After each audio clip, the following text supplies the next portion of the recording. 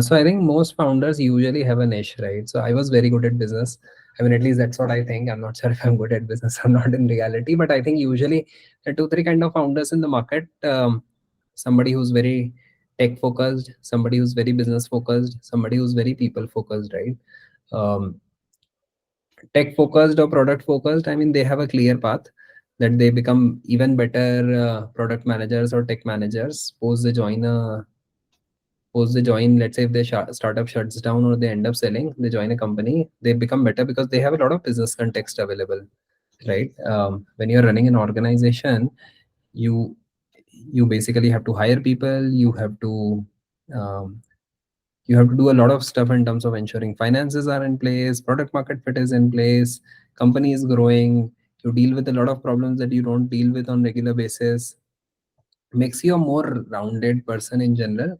So most founders who end up closing down or shutting down or selling their companies when they join another company, they just come out as a better leader in general because they have more ringside views available on the challenges that they face on regular basis, and then they have more context also available. So a small problem or even a large problem that you're seeing in a company, if you're a founder, you know that yeah, things happens like this. I mean, you're not very pressing versus let's say somebody who's not been a founder will think that hey, why is this company not trying to solve this problem, why are the founders or let's say leaders not trying to solve this problem, versus as a founder you have a clear understanding that hey, uh, we know that problems will exist and we have to deal with problems and then maybe execute in parallel to those problems as well.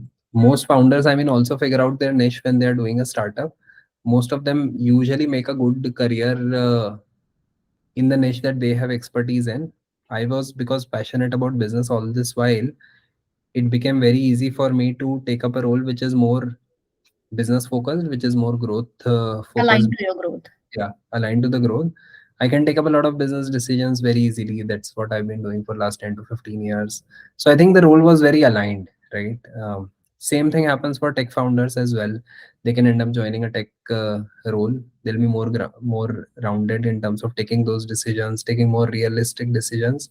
So I think it's an easy entry. I mean, once you're a founder, I think you have a lot more context. It just becomes easy in life to deal as a job, because let's say compared to a job, I'm still looking at a business which is where I don't have to deal with a lot of things that I was supposed to deal when I was running a startup, right? I mean, I don't have to do a lot of small tasks. There's somebody else who's taking care of it. It's somebody else KPI. It's not my KPI. I just have to coordinate with them. So jobs are comparatively easier than being a founder.